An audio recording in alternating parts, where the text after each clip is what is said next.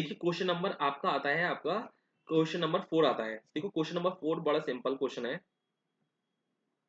एक minute, question number 4 आपका ये रहा। देखो क्वेश्चन नंबर 4 क्या कहता है कि एक एपीसी है जिसके दो डिवीजन है, डिवीजन एक्स और डिवीजन वाई। ठीक है, डिवीजन एक्स जो बना रहा है गैक्स बना रहा है, और डिवीजन वाई जो हो रहा है वो डिवीजन वाई गैस्टिन बना रहा है। ठीक है, ठीक है, और उसमें गैस्टिन बनाने के लिए यहाँ क्वेश्चन लिखा हुआ है कि फॉर 1 यूनिट ऑफ गैस्टिन 2 यूनिट ऑफ गैक्स, मतलब एक गैस्टिन बनाने के 2 यूनिट ऑफ गैस लगते हैं। ठीक है, till date division Y also bought the गैक्स 50 रुपए में, वो डिवीजन वाई डिवीजन एक्स से लेता है गैक्स 50 रुपए पर यूनिट के हिसाब से।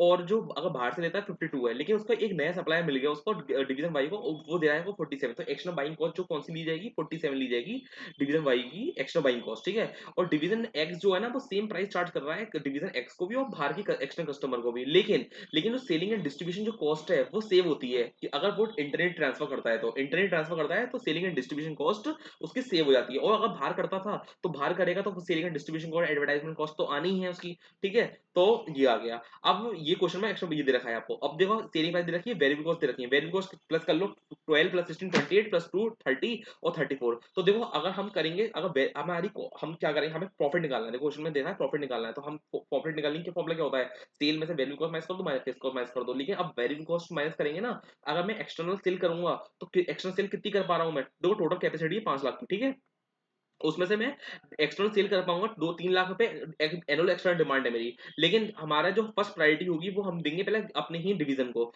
अपने डिवीजन को कितनी रिक्वायरमेंट है, 1,20,000 यूनिट गैस्टिन, 1,20,000 यूनिट गैस्टिन बना रहा है वो। लेकिन गैक्स कितने यूज होंगे इसमें, हमें पता था एक गैस्टिन बनाने के लिए 2 गैक्स लगते हैं। तो ऐसे केस में 2,40,000 गैक्स लगेंगे। तो हम पे टोटल कैपेसिटी 5 लाख की, उसमें 2,40,000 है तो वो डिवीजन बाई को दे देगा। तो बचा कितना, 2,60,000। तो याद रखना हमेशा कॉस्ट जो माइनस होगी वो 2,60,000 मल्टीप्लाई 34 प्लस 34 करेंगे, selling and distribution cost add करेंगे। और अगर हमें डिवीजन एक्स जो डिवीजन वाई को ट्रांसफर करेंगे 2,40,000 यूनिट, उसमें मल्टीप्लाई करेंगे कितना, 30, क्योंकि उसमें सेलिंग एंड डिस्ट्रीब्यूशन कॉस्ट नहीं लगती है। ये पॉइंट है हमारा। ठीक है, तो ठीक है ये हो गया। ठीक है, इसका प्रॉफिट निकाल लेंगे, किसका निकाल लेंगे, डिवीजन एक्स का निकाल लेंगे, डिवीजन वाई का निकल जाएगा, और कंपनी एज होल का जो होगा प्लस कर देंगे, तो दोनों कंपनी एज होल का आ जाएगा। बस देख लेंगे। और फिर हमसे पूछा है कि इम्पैक्ट बताइए टोटल एनुअल प्रॉफिट, अगर कोई analyse impact of total annual profit for each division for the company whole division if Y accept, अगर डिवीजन वाई है जो अगर एक्सेप्ट कर लेता है न्यू ऑफर, न्यू सप्लायर का ऑफर, न्यू सप्लायर कितने रुपए का दे रहा था, 47 रुपीज का।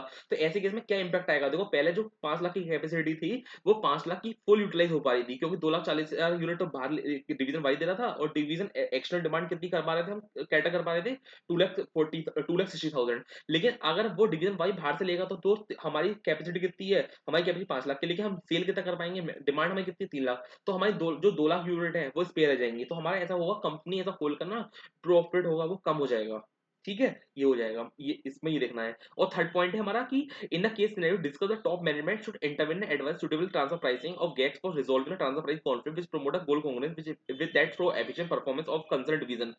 कुछ नहीं करना, सिंपल सा याद रखना है हमें कि देखो हमारी हमारी रिक्वायरमेंट डिवीजन वाई कितनी, 2,40,000 रुपए, 2,40,000 यूनिट। ठीक है, उसमें से हमने 2 लाख हमारी अगर 5 लाख कैपेसिटी हमारी, उसमें 3 लाख हम अगर सेल कर पा रहे हैं हम बाहर, तो हमारी तो 2 लाख आइडल हमारी, तो 2 लाख आइडल है, उसको तो मैं वेरिएबल कॉस्ट से मल्टीप्लाई कर दूंगा। हमें पता है कि जो स्पेयर कैपेसिटी होती है उसको तो हम हमेशा कंसिडर करते हैं वेरिएबल कॉस्ट है, लेकिन जो हमारी जो जितनी हम शॉर्टेज होगी उसमें हम अपॉर्चुनिटी कॉस्ट ही प्लस करेंगे। अपॉर्चुनिटी कॉस्ट कितनी हमारी है 60 रुपीज की, तो हमारा प्रोपोर्शनेट कर लेंगे, 32.67 आ जाएगा आंसर। और मैक्सिमम ट्रांसफर प्राइस कितनी हो जाएगी, वो भाई 47 हो जाएगी। तो बस यही आंसर होगा। एक बार क्रॉस चेक कर लेते हैं और नेक्स्ट क्वेश्चन करते हैं फटाफट से।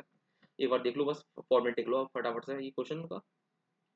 देखो सबसे पहले आपका ये 2,60,000 यूनिट, ये क्वेश्चन का आंसर इसका फोर्थ। देखो पहले मैंने ये बता दिया था कि 2,40,000 यूनिट नहीं, इस पैराग्राफ में ये लिखा हुआ है। फिर हमारे 2,60,000 यूनिट हम एक्स्ट्रा सेल करेंगे, बाहर इंटर सेल 2,40,000 करेंगे। ठीक है, ये रहा। फिर हमारा ये हमारा other material called labour, other manufacturing overhead, selling and distribution cost, हमारा कंट्रीब्यूशन आ जाएगा, फीस को मैच करके 49, ये आ जाएगा हमारा प्रॉफिट आ जाएगा 75,20,000। और नेक्स्ट का जो प्रॉफिट आएगा वो आएगा 40,80,000, क्योंकि हमारा इसमें सेल हम अपना ही सेल कर पा रहे हैं 3 लाख यूनिट का, इसमें 2 लाख अनयूटिलाइज हो पा रही है, इसलिए हमारा प्रॉफिट हमारा कम हो गया है। और नेक्स्ट में हम प्रोपोर्शनेट कर देंगे, प्रोपोर्शनेट करने से हमारा 32.7 मिनिमम ट्रांसफर आ जाएगी और मैक्सिमम ट्रांसफर प्राइस आ जाएगी 47। चलते हैं नेक्स्ट क्वेश्चन पर।